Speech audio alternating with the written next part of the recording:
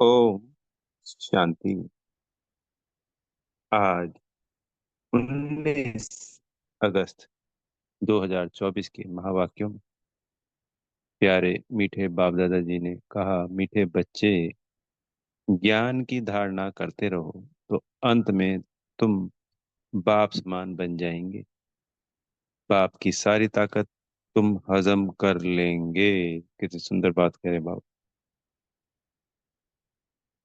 प्रश्न है, किन दो शब्दों की स्मृति से सुदर्शन चक्रधारी बन सकते हो? उत्तर, उत्थान और पतन, सतो प्रधान और तमो प्रधान, शिवालय और वैशाल्य। यह दो दो बातें स्मृति में रहे तो तुम सुदर्शन चक्रधारी बन जाएंगे। तुम बच्चे अभी ज्ञान को यथार्थ रीति जानते हो। भक्ति में ज्ञान नहीं है, सिर्फ दिल खुश करने की बातें करते रहते हैं। भक्ति मार्ग है ही दिल खुश करने का मार्ग।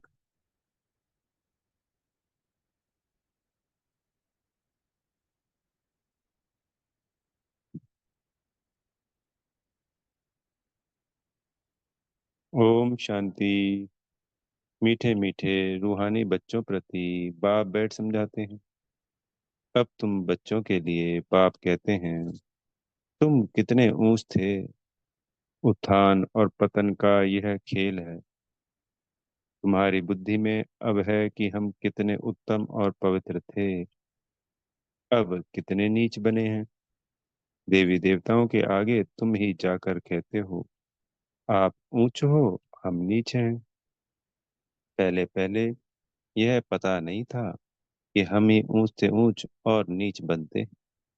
अभी बाप तुमको बताते हैं, मीठे मीठे बच्चे, तुम कितने उच्च पवित्र थे, फिर कितने अपवित्र बने हो। पवित्र को उच्च कहा जाता है, उसको कहा जाता है वॉइसलेस वर्ल्ड। वहां तुम्हारा राज्य था।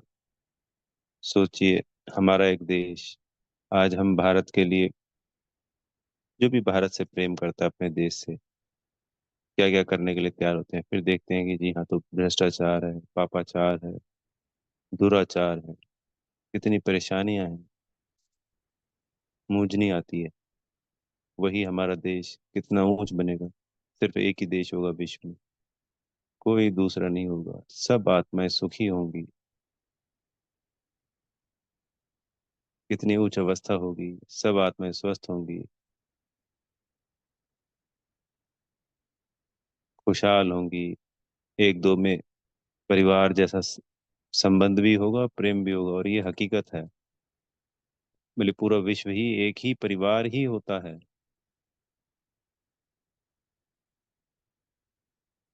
वाह, वंडरफुल दुनिया, वाह। बाबा की कमाल है जो इतनी सुंदर दुनिया हमको बना के देते हैं। वहां तुम्हारा राज्य था, जो फिर अब स्थापन कर रहे हैं। बाप सिर्फ इशारा देते हैं कि तुम बहुत उत्तम शिवालय सत्युग के निवासी थे। फिर जन्म लेते लेते आधा में तुम विकार में गिरे तो पतित विशेष बने। आधा कल्प विशेष रहे। अब फिर तुमको वॉइसलेस सतो प्रधान बनना है। दो अक्षर याद करना है। अभी यह है तमो प्रधान दुनिया। सतो प्रधान दुनिया की निशानी यह लक्ष्मी नारायण है। 5000 वर्ष की बात है। सतो प्रधान भारत में राज्य था। भारत बहुत उत्तम था, अभी कनिष्ठ है। वॉइसलेस से विशिष्ट बनने से तुमको 84 जन्म लगे। भल वहां भी थोड़ी थोड़ी कला कमती होती जाती है, परंतु कहेंगे तो संपूर्ण निर्विकारी ना। एकदम संपूर्ण निर्विकारी श्री कृष्ण को कहेंगे। वह गोरा था, अब सांवरा बन गया। तुम यहाँ बैठे हो तो बुद्धि में रहना चाहिए कि हम शिवालय में विश्व के मालिक थे। तो हमारा परम धाम जो घर है आत्माओं का, वो भी शिवालय है। और जब हम साकार दुनिया में हैं, सत्युग में, वो भी शिवालय है। दूसरा कोई धर्म ही नहीं। सिर्फ हमारा ही राज्य था। फिर दो कला कम हुई। जरा जरा कला कम होते त्रेता में दो कला कम हो गई। पीछे विशेष बनते हैं और गिरते गिरते छी छी बन जाते हैं। इसको कहा जाता है विशेष वर्ल्ड। विषय वैतरणी नदी में गोते खाते रहते। वहां क्षीर सागर में रहते थे। तुम सारे वर्ल्ड की हिस्ट्री ज्योग्राफी को, अपने 84 जन्मों की कहानी को भी समझ गए हो।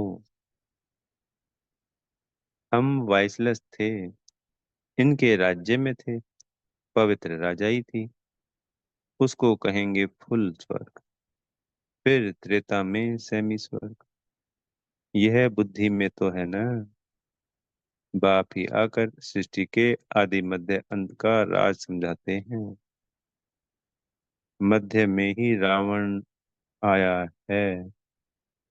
फिर अंत में इस विशेष दुनिया का विनाश होगा। फिर आदि में जाने के लिए पवित्र बनना है। अपने को आत्मा समझ, मामेकम याद कर। अपने को देह नहीं समझो। तुमने भक्ति मार्ग में वायदा किया था, बाबा आप आएंगे तो हम आपका ही बनेंगे। आत्मा बाप से बातें करती है। श्री कृष्ण कोई सर्व आत्माओं का बाप थोड़ी था। आत्माओं का बाप तो निराकार शिव बाबा एक ही। उस हद के बाप से हद का वर्षा, बेहद के बाप से बेहद का वर्षा भारत को मिलता है। इसलिए सत्युग को कहा जाता है शिवालय। शिव बाबा ने आकर देवी देवता धर्म की स्थापना की। यह तो सदैव याद रखना चाहिए। खुशी की बात है ना। अभी हम फिर शिवालय में जाते हैं। कोई मरता है तो कहते हैं स्वर्ग गया, परंतु ऐसे कभी कोई जाता नहीं। यह सब भक्ति मार्ग के गपोड़े हैं, दिल खुश करने के लिए। सच सच हेवन में तो अभी तुम जाने वाले हो। वहां कोई रोग आदि होते नहीं। तुम सदैव हर्षित रहते हो। तो बाप कितना सहज करके छोटे छोटे बच्चों को जैसे बैठ समझाते हैं।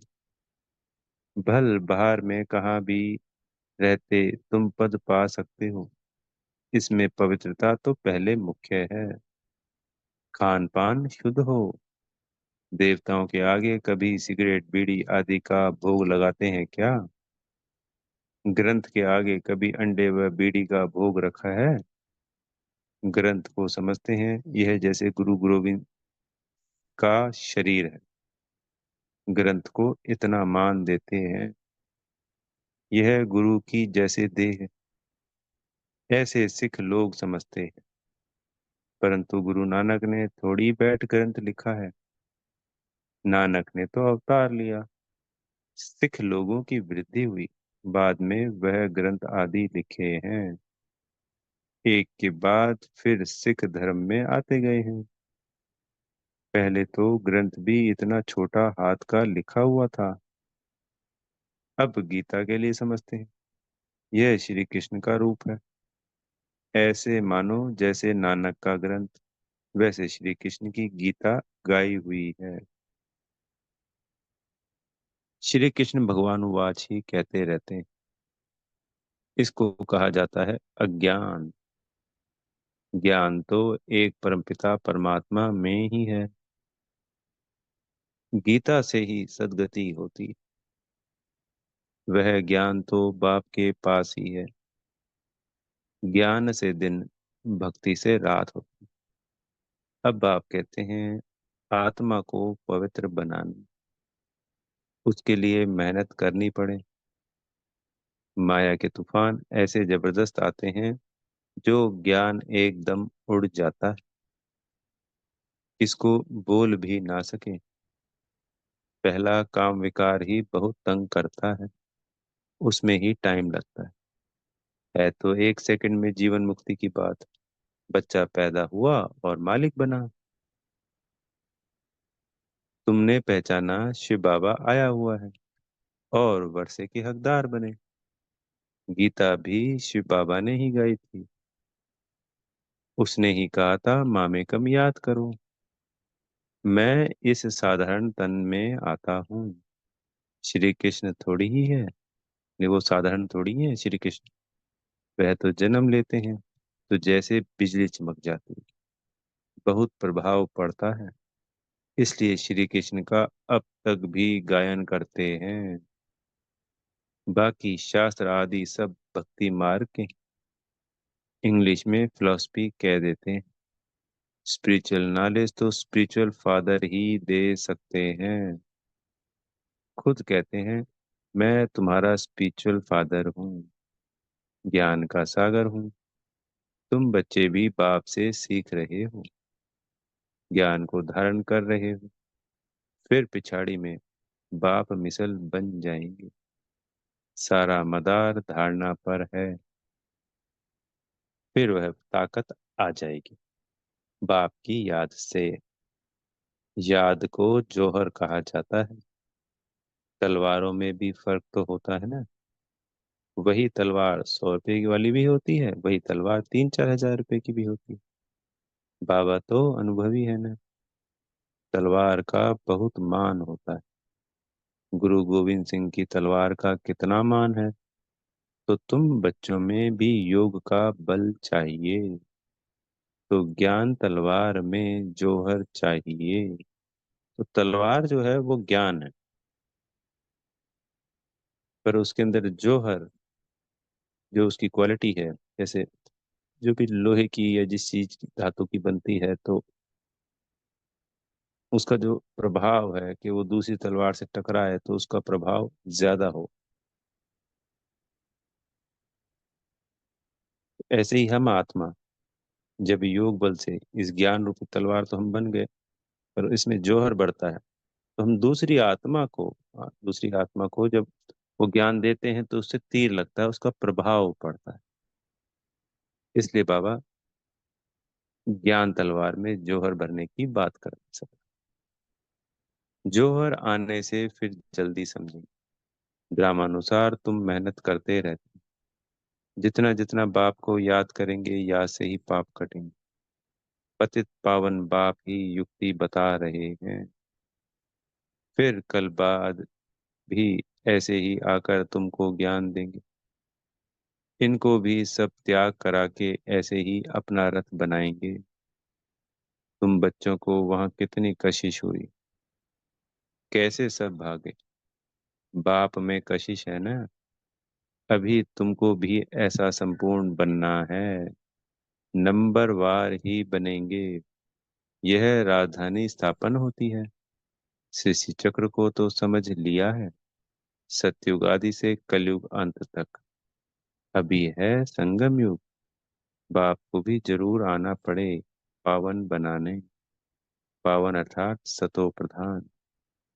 फिर खाद पड़ती गई, और वह खाद निकले कैसे। तो जैसे जैसे आत्मा की अवस्था गिरती चली गई, विकर्म होते चले गए, तो विकर्मों की एक लेयर चिपकती जाती है, चढ़ती जाती है आत्मा के ऊपर। तो उसके अंदर खाद मिक्स हो गई, तो इसको वापस भी तो निकालना है। आत्मा सच्ची होती है तो जीवन भी सच्चा अर्थात गोरा शरीर होता है। आत्मा झूठी बनती है तो शरीर भी पतित होता है। ज्ञान के पहले तो यह भी नमन वंदन करते थे। लक्ष्मी नारायण का बड़ा चित्र ऑयल पेंट का गद्दी पर लगा रहता था। उनको ही बहुत प्यार से याद करते थे, और कोई की याद नहीं। बाहर और तरफ ख्याल जाता था तो अपने को चमाट मारते थे। मन भागता क्यों है, दर्शन क्यों नहीं मिलता। भक्ति में था ना। फिर जब विष्णु का दर्शन हुआ तो तो भी कोई नारायण थोड़ी हो गया। पुरुषार्थ तो जरूर करना होता है। एम ऑब्जेक्ट तो सामने खड़ी है। यह चैतन्य में थे जिनका जड़ चित्र बनाया है। बाप आया है पावन बनाने।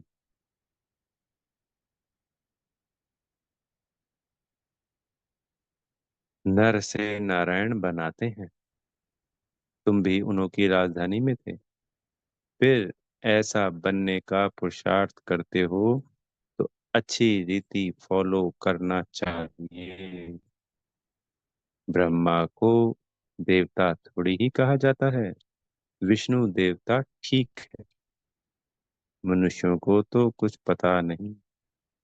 कहते हैं गुरु ब्रह्मा गुरु विष्णु। अब विष्णु गुरु किसका हुआ?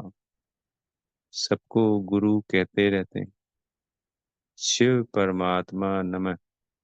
उनको गुरु, उनको परमात्मा कह देते हैं। सबसे बड़ा तो बाप है ना।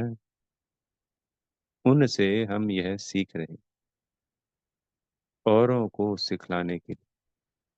सतगुरु जो तुमको समझाते हैं वह तुम औरों को समझाते हो। गुरु को ऐसे नहीं कहेंगे कि यह बाप है, टीचर है। नहीं, नहीं तो यह सारी नॉलेज तुम्हारी बुद्धि में होनी चाहिए। हम शिवालय में थे, अभी वैशाल्य में पढ़े, फिर अब शिवालय में जाना है। बल कहते हैं ब्रह्म में लीन हो गया, ज्योति ज्योत समाया। परंतु वह आत्मा तो अविनाशी है। हर एक में अपना अपना पार्ट भरा हुआ है। सब एक्टर्स हैं, उनको अपना पार्ट बजाना ही है। वह कभी मिट नहीं सकता। जो भी सारी दुनिया की आत्माएं हैं उनको पार्ट बजाना है। जैसे कि नए सिरे शूटिंग होती जाती है, परंतु यह अनादि शूटिंग हुई पड़ी है। यह वर्ल्ड की हिस्ट्री ज्योग्राफी रिपीट होती रहती। यह वंडरफुल सितारा है जो भ्रकुटी के बीच चमकता है, कभी घिसता ही नहीं। यह ज्ञान तुम्हारे में आगे नहीं था, यानी पहले नहीं था। वंडर ऑफ वर्ल्ड, हेवन अथवा स्वर्ग नाम सुनकर दिल खुश होता है। अभी तो सतयुग है नहीं, अभी है कलयुग। तो पुनर्जन्म भी कलयुग में ही लेंगे। जाना तो सबको जरूर है, परंतु पतित आत्माएं तो जा ना सके। अभी तुम बच्चे पावन बनते हो योग बल से। पावन दुनिया गॉड फादर ही स्थापन करते हैं। फिर रावण हेल बनाते। यह तो प्रत्यक्ष है ना। रावण को जलाते हैं। मनुष्य तो कहते हैं यह अनादि चला आ रहा है, यानी शुरू से चला आ रहा है। परंतु कब से शुरू होता है यह भी किसको पता नहीं। आधा आधा तो कर ना सके, क्योंकि लाखों वर्ष कह देते हैं। कलयुग को फिर 40,000 वर्ष कह देते हैं। तो मनुष्य घोर अंधियारे में है ना। अज्ञान नींद से जगाना बड़ा मुश्किल है, जागते ही नहीं। अभी है संगम युग, जबकि बाप आकर पावन बनने की युक्ति बताते हैं। तुम पावन होंगे तो पावन दुनिया स्थापन हो ही जाएगी। यह पतित दुनिया ही खल्लास हो जाएगी। अभी कितनी बड़ी दुनिया, सतयुग में तो बहुत छोटी दुनिया हो जाएगी। अब माया पर जीत पाकर पावन जरूर बनना है। बाप कहते हैं माया बड़ी दुस्तर है, पावन बनने में ही अनेक प्रकार के विघ्न डालती है। पवित्र बनने की हिम्मत रखते, फिर माया आकर क्या हाल बना देती। घूंसा लगाकर गिरा देती है, की कमाई खत्म कर देती है। फिर बहुत मेहनत करनी पड़ती है।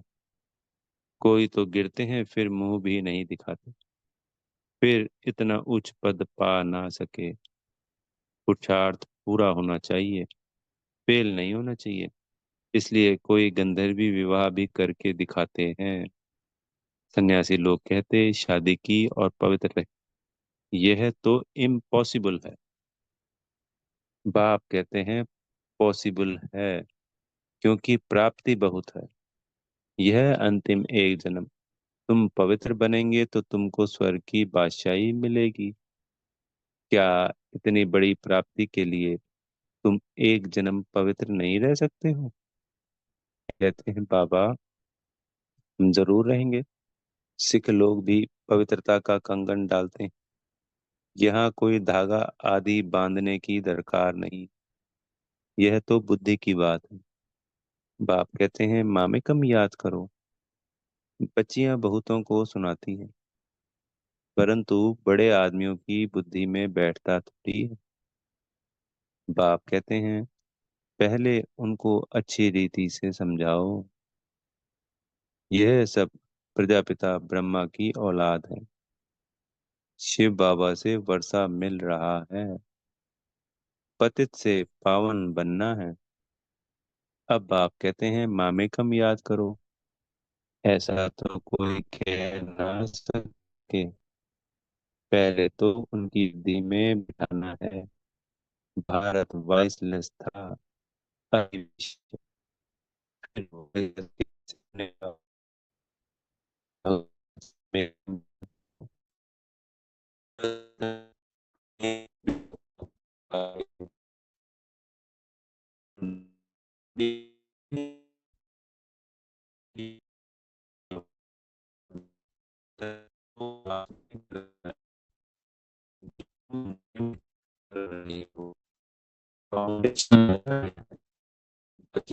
स्टेशन का उद्घाटन होता है। यह तो गीता की बात है। गीता में भी है। हे बच्चों,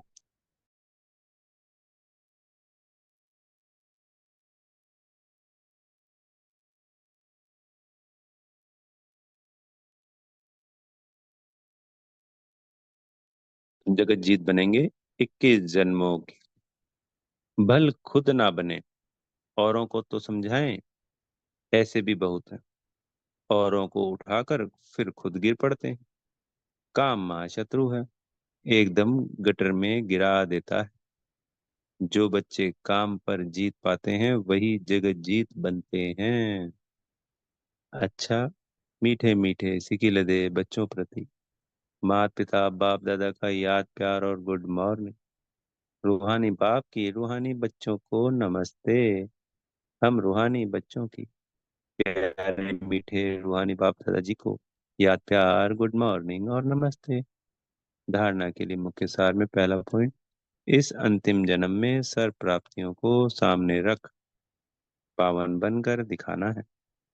माया के विघ्नों से हार नहीं खानी है। दूसरा है एम ऑब्जेक्ट को सामने रख पूरा पुरुषार्थ करना है। जैसे ब्रह्मा बाप पुरुषार्थ कर नर से नारायण बनते हैं, ऐसे फॉलो कर गद्दी नशीन बनना है। आत्मा को सतो प्रधान बनाने की मेहनत करनी है। सदगुरु जी से वरदान मिल रहा है, अधिकारी बन। समस्याओं को खेल खेल में पार करने वाले हीरो पाठधारी भव। चाहे कैसी भी परिस्थितियां हो, समस्याएं हो, लेकिन समस्याओं के अधीन नहीं। अधिकारी बन, समस्याओं को ऐसे पार कर लो जैसे खेल खेल में पार कर रहे हैं। चाहे बाहर से रोने का भी पार्ट हो, लेकिन अंदर हो कि यह सब खेल है, जिसको कहते हैं ड्रामा। और ड्रामा में हम हीरो पार्टधारी हैं। हीरो पार्टधारी अर्थात एक्यूरेट पार्ट बजाने वाले। इसलिए कड़ी समस्या को भी खेल समझ हल्का बना दो। कोई भी बोझ ना हो। स्लोगन है, सदा ज्ञान के सिमरण में रहो तो सदा हर्षित रहेंगे। माया की आकर्षण से बच जाएंगे। अच्छा, ओम शांति। बेहद का धन्यवाद मेरे प्यारे मीठे बाप दादा जी का, प्यारे टीचर जी, प्यारे सदगुरु जी का। पद्मा पदम धन्यवाद।